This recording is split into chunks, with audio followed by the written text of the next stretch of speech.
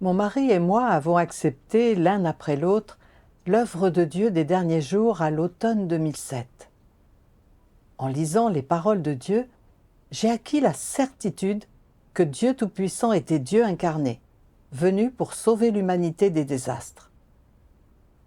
Je pensais qu'avoir la chance d'accepter le salut de Dieu à notre âge avancé était une incroyable bénédiction et une occasion unique que nous ne pouvions pas rater. Nous avons tous les deux assumé un devoir, peu après avoir accepté l'Évangile. Je partageais l'Évangile et j'abreuvais les nouveaux venus. Et mon mari restait à la maison pour s'occuper de l'hébergement. Nous coulions des jours heureux. En peu de temps, les problèmes d'estomac de mon mari, sa bronchite et quelques autres affections dont il souffrait se sont améliorés tout seuls. Dieu nous avait accordé sa grâce et nous avait bénis. Notre foi en Dieu a grandi et j'ai eu davantage d'énergie pour partager l'Évangile. En 2012, j'ai été arrêtée alors que je partageais l'Évangile et on m'a emmenée au commissariat du canton. Après m'avoir relâchée, la police a continué à nous harceler par moments, à cause de notre foi. La police nous a également menacés en disant que si nous conservions notre foi, les perspectives d'avenir de nos descendants en pâtiraient pendant 3 générations. Notre belle-fille a cru aux mensonges du PCC concernant notre foi. Et elle nous a mis à la porte, mon mari et moi, durant les fêtes du Nouvel An chinois. Nous n'avions nulle part où aller et nous nous sommes sentis malheureux et faibles.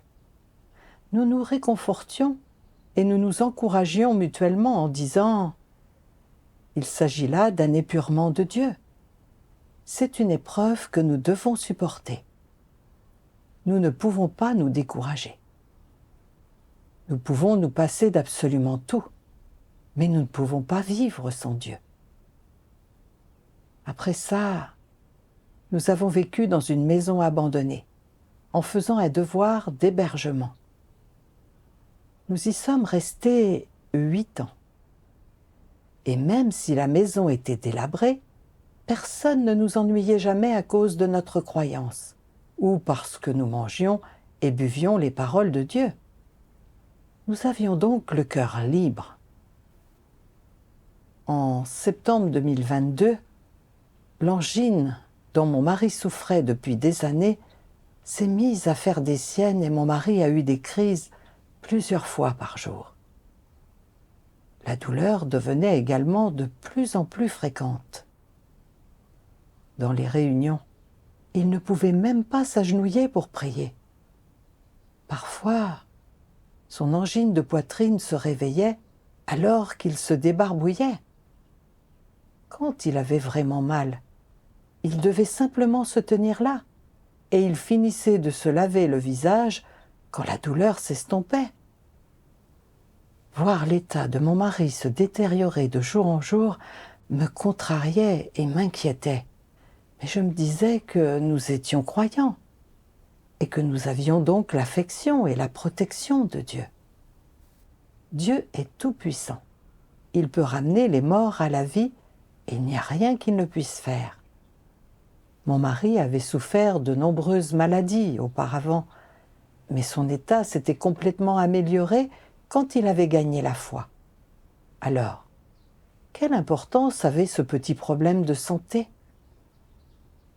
J'en faisais peu de cas, et je réconfortais mon mari en lui disant « Ne crains rien, nous avons Dieu, il nous protégera. » Plus tard, j'ai remarqué que mon mari souffrait encore davantage, et prendre plus de médicaments ne le soulageait pas du tout. J'ai pensé que Dieu faisait un travail concret et qu'il protégeait les gens, mais que nous devions nous aussi coopérer de façon concrète. Puis, j'ai emmené mon mari à l'hôpital en toute hâte. Les examens ont montré que son foie, ses reins et ses poumons étaient tous atteints. Le médecin l'a envoyé directement dans une unité de soins intensifs en disant que sa vie courait un danger immédiat et que je devais signer un avis d'état critique. J'ai été abasourdie en voyant cet avis d'état critique et je me suis pratiquement effondrée. Je ne pouvais tout simplement pas accepter cette réalité. Je n'arrivais pas à y croire. Comment ce genre de choses pouvait-il arriver? Nous étions des croyants, avec la protection de Dieu. Cela n'aurait donc pas dû nous arriver. J'ai imploré le médecin en lui demandant de trouver le moyen de guérir mon mari, d'utiliser n'importe quel médicament qui pourrait marcher. Le médecin a répondu qu'il ne pouvait rien garantir. L'entendre dire ça m'a fait souffrir encore davantage. J'ai pensé que je ne pouvais pas compter sur ce médecin et que j'allais donc m'appuyer sur Dieu. Quand j'ai regagné la chambre de mon mari, j'ai fait appel à Dieu en prière. Mon Dieu, mon mari est gravement malade et le médecin ne sait pas quoi faire. Je te le confie. Tu es le médecin tout-puissant qui peut même ramener les morts à la vie. Rien n'est impossible pour toi. Je ne t'accuserai pas, même s'il ne peut être guéri. Je savais que Dieu n'accomplissait pas d'œuvre surnaturelle à présent. Mais j'ai réfléchi aux témoignages d'expérience de certains frères et sœurs. Ils étaient tombés gravement malades, puis s'étaient appuyés sur Dieu, et leur état s'était miraculeusement amélioré. J'espérais encore qu'un miracle sauve mon mari, que son état pourrait s'améliorer. Mais, à ma grande surprise, le matin du 3e jour, il ne pouvait même plus parler et n'arrivait plus à ouvrir les yeux. Je voyais bien que non seulement son état ne s'était pas amélioré, mais qu'il s'aggravait de plus en plus. J'en ai vraiment eu le cœur brisé et j'ai fait appel à Dieu dans mon cœur, encore et encore. Ô Dieu, il est clair que mon mari ne va pas bien. C'est un vrai croyant qui te suit depuis plus de 10 ans. Il a souffert et a été opprimé à cause de sa foi. Alors, s'il te plaît, fais un miracle pour qu'il aille mieux. Tu pourrais le guérir, ce qui rendrait notre évangélisation et notre témoignage plus convaincants. Mais j'ai été choquée quand le 4e jour il a cessé de respirer. J'étais complètement désespérée. Je ne peux pas décrire la souffrance que j'ai ressentie. J'étais en larmes et je n'ai pu m'empêcher de me mettre à accuser Dieu. Mon Dieu, quoi qu'il en soit, mon mari était un croyant. Il a souffert et trimé pour te suivre. Et il a eu beau être malade, il ne t'a jamais blâmé pour cela. Pourquoi ne l'as-tu pas protégé?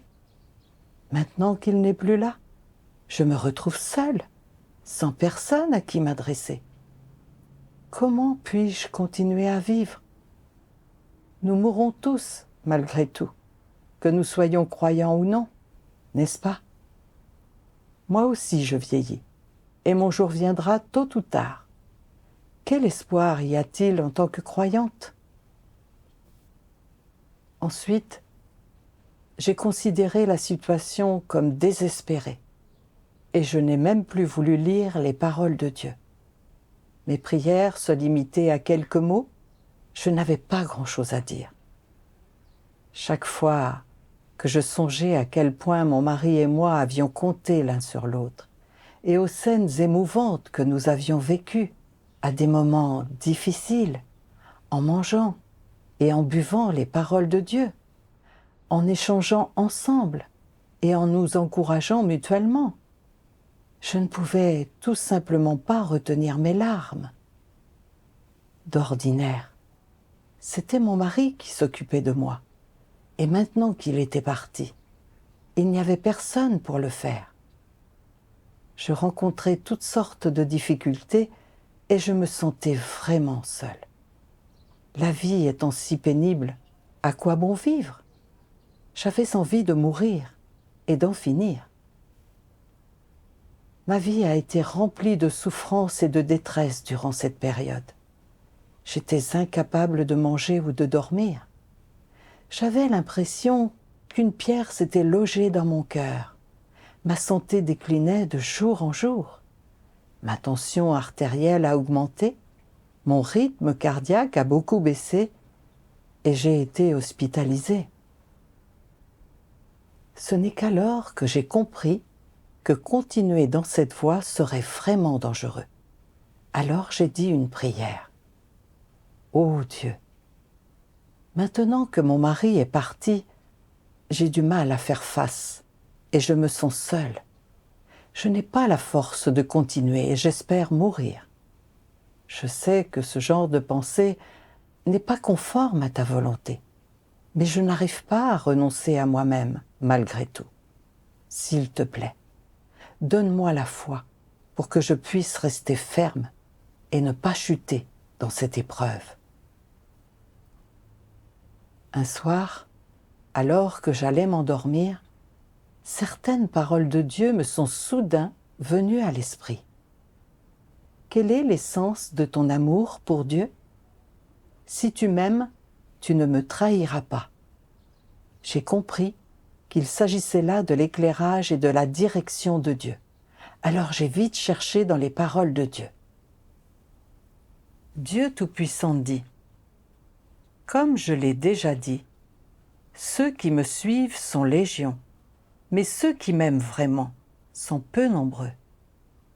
Certains diront peut-être: Aurais-je payé un si grand prix si je ne t'aimais pas?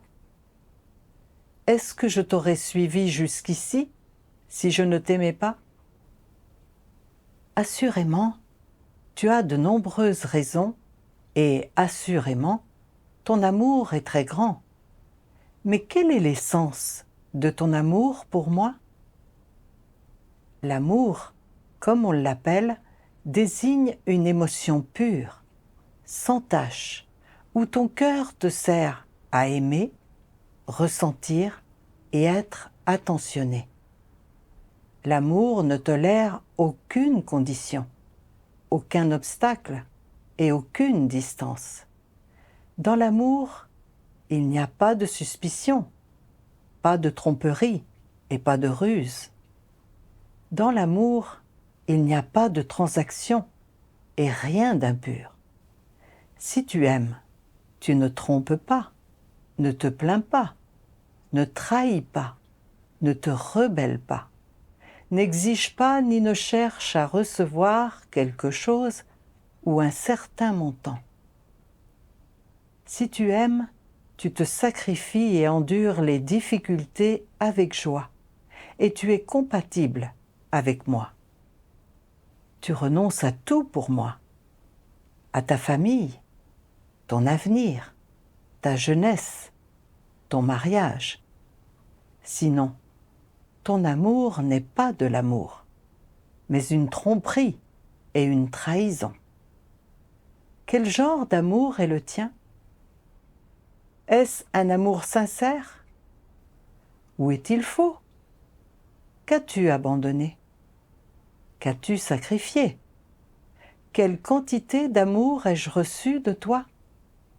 Le sais-tu? Homme, votre cœur déborde de mal, de trahison et de tromperie. Alors, quelle quantité d'impureté y a-t-il dans votre amour? Vous croyez avoir déjà assez sacrifié pour moi. Vous croyez que votre amour pour moi est déjà suffisant. Mais pourquoi donc vos paroles et vos actions s'accompagnent-elles toujours de rébellion et de tromperie? Vous me suivez, mais vous ne reconnaissez pas ma parole. Est-ce là de l'amour? Vous me suivez, mais vous me mettez à l'écart. Est-ce là de l'amour? Vous me suivez, mais vous vous méfiez de moi. Est-ce là de l'amour? Vous me suivez, mais vous n'acceptez pas mon existence. Est-ce là de l'amour? Vous me suivez, mais vous ne me traitez pas comme je le mérite et rendez les choses difficiles pour moi, à chaque occasion. Est-ce là de l'amour? Vous me suivez, mais vous essayez de me duper et de me tromper en toutes choses. Est-ce là de l'amour? Vous me servez, mais vous ne me craignez pas. Est-ce là de l'amour? Vous vous opposez à moi à tous égards et en toutes choses. Tout cela est-il de l'amour? Vous avez sacrifié beaucoup, c'est vrai, mais vous n'avez jamais pratiqué ce que je vous demande. Cela peut-il être de l'amour? À y regarder de près, il n'y a pas le moindre soupçon d'amour pour moi en vous. Après toutes ces années de travail et toutes les paroles que j'ai données, qui avez-vous gagné en fait? Cela ne mérite-t-il pas que vous reconsidériez attentivement votre conduite? Je vous avertis, ceux que j'appelle à moi ne sont pas ceux qui n'ont jamais été corrompus. Ceux que je choisis sont plutôt ceux qui m'aiment vraiment.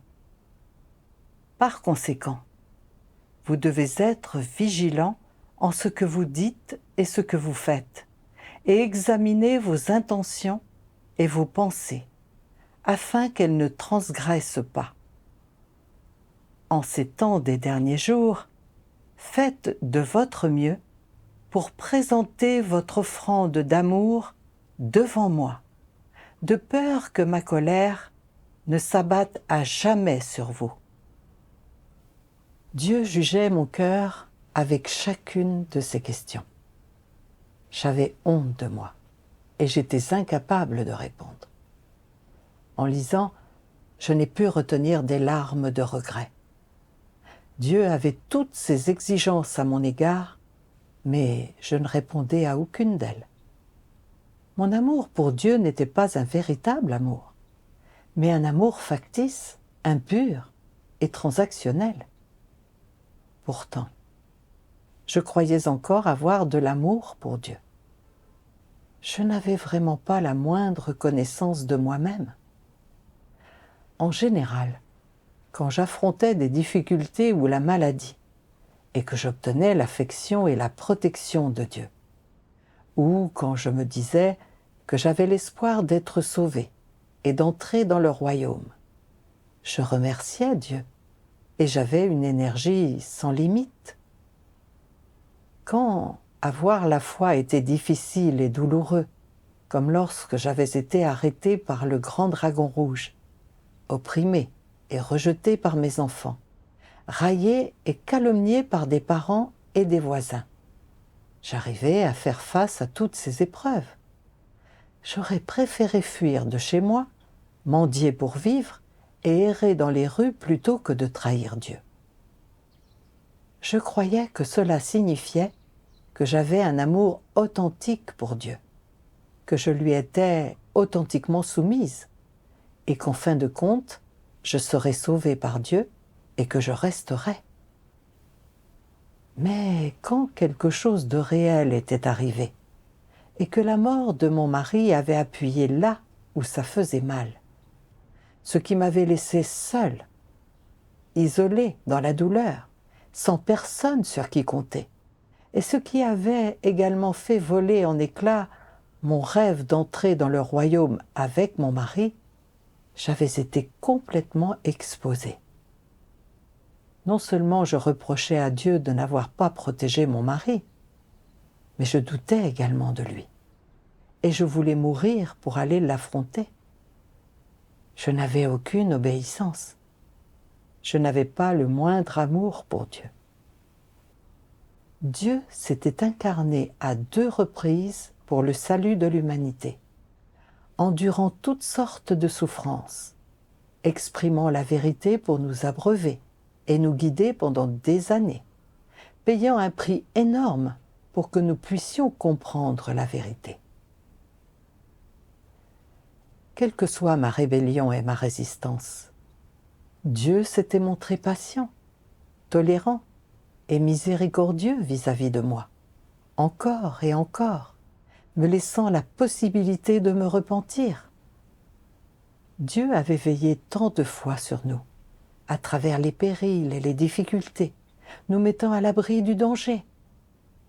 Quand je m'étais sentie faible et négative, les paroles de Dieu m'avaient soutenue et nourrie, me donnant de la force, renforçant mon esprit.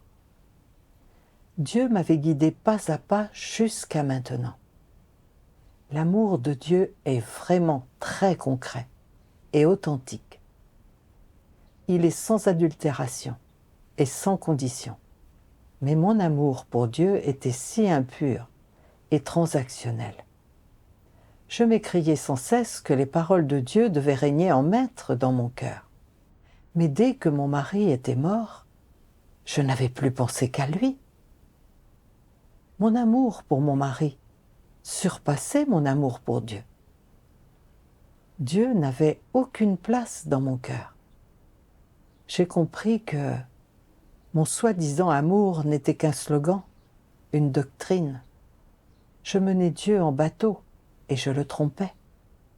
Mon amour ne pouvait pas résister à un test. Il était complètement factice. Comprenant cela, j'ai regretté d'être aussi rebelle et de n'avoir aucune conscience. Alors je suis venue devant Dieu pour prier et me repentir.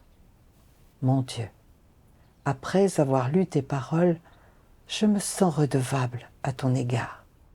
Pendant toutes les années où je t'ai suivi, tu m'as abreuvé, guidé, soutenu et nourri en payant un prix si élevé. Ton amour pour moi est tellement authentique. Mais mon amour pour toi n'est qu'un slogan, un mot.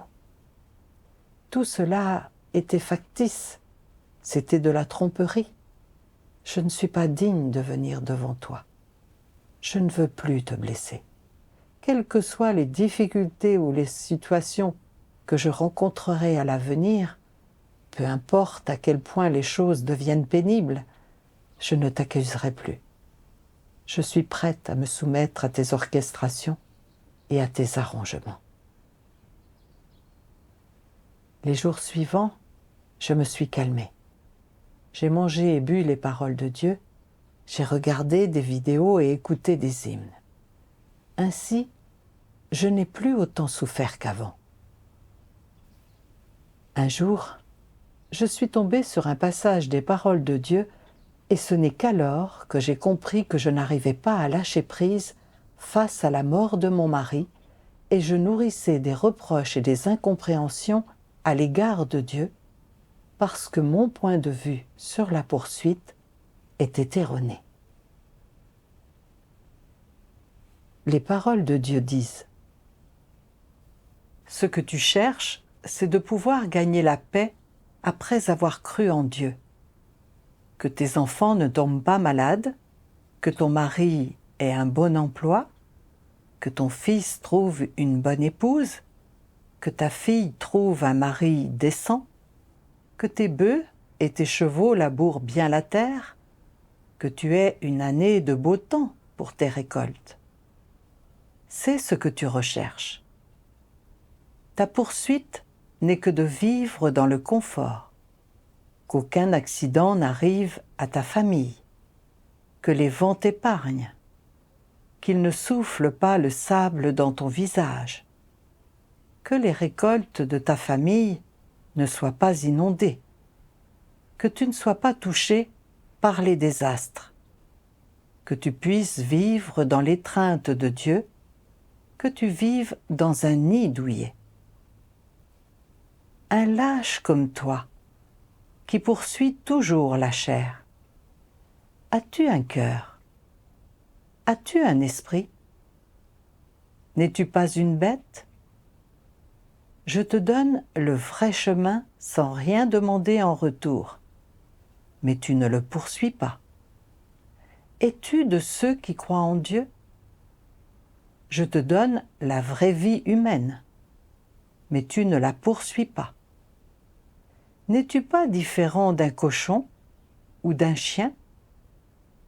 Les cochons ne poursuivent pas la vie de l'homme. Ils ne cherchent pas à être purifiés et ils ne comprennent pas ce qu'est la vie. Chaque jour, après avoir mangé à satiété, ils dorment simplement. Je t'ai donné le vrai chemin, mais tu ne l'as pas gagné. Tu restes les mains vides. Es-tu prêt à continuer dans cette vie, la vie d'un cochon? Quelle est la signification de la vie de ces personnes? Ta vie est méprisable et ignoble. Tu vis au milieu de la souillure et de la débauche, et tu ne poursuis aucun but. Ta vie n'est-elle pas la plus ignoble de toutes? As-tu l'effronterie de regarder Dieu? Si tu continues à vivre de cette façon, obtiendras-tu quelque chose? La vraie voie t'a été donnée, mais que tu puisses finalement la gagner ou non dépend de ta poursuite personnelle. Lire ces paroles de Dieu m'a fait comprendre que ma foi ne visait pas la poursuite de la vérité, mais le fait d'être béni, d'obtenir des avantages et de gagner la paix. J'essayais de conclure un marché avec Dieu.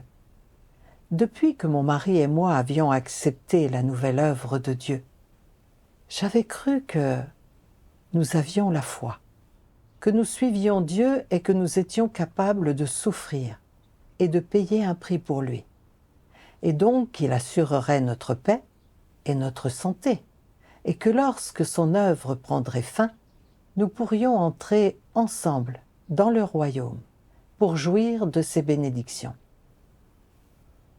Nous avions activement assumé un devoir dès que nous étions devenus croyants, afin de gagner une bonne destination. J'avais vu mon mari se remettre subitement d'assez nombreux problèmes de santé graves. Nous recevions la bénédiction et la grâce de Dieu. Cela m'avait encore plus motivé, et même si nous avions subi une arrestation du grand dragon rouge et l'oppression de notre famille, et même si nous avions été chassés de la maison par nos enfants, nous n'avions jamais renoncé, quelles que soient les difficultés, déterminés à suivre Dieu jusqu'au bout. Je croyais que c'était là rester ferme dans notre témoignage et être dévoués à Dieu, et qu'en fin de compte, nous serions sauvés et resterions. Que mon mari tombe malade ne correspondait pas à mes notions, et j'avais exigé que Dieu fasse un miracle pour le guérir. Je m'étais servi de mes souffrances et de mon oppression passée, comme d'un capital pour essayer de conclure un marché avec Dieu, pour poser des conditions. Le décès de mon mari avait fait voler en éclats mon rêve d'entrer avec lui dans le royaume et de profiter de ses bénédictions. J'avais immédiatement fait volte-face et exigé de savoir pourquoi Dieu n'avait pas protégé mon mari. J'avais même voulu mourir pour aller affronter Dieu. J'avais douté de sa justice et j'avais eu l'impression qu'avoir la foi n'avait aucun sens. J'ai alors vu que, dans ma foi, j'étais exactement comme ceux qui sont dans la religion et exigent d'être rassasiés. Tout cela était destiné à gagner des bénédictions et la paix. Quand j'étais béni, je remerciais et louais Dieu, et je faisais l'éloge de sa justice. Quand je n'étais pas béni, j'accusais Dieu, j'argumentais avec lui, et je faisais des histoires. Dans ma foi, tout ce que je voulais, c'était gagner la grâce et les bénédictions de Dieu, tout en affirmant que j'aimais Dieu et que je me soumettais à lui. N'était-ce pas là le tromper et le manipuler? Ma vie et tout ce que je possédais était accordé par Dieu. Mon mariage avait aussi été arrangé par Dieu. Dieu m'avait donné une telle grâce et de telles bénédictions. Mais je n'étais toujours pas satisfaite. J'avais complètement changé.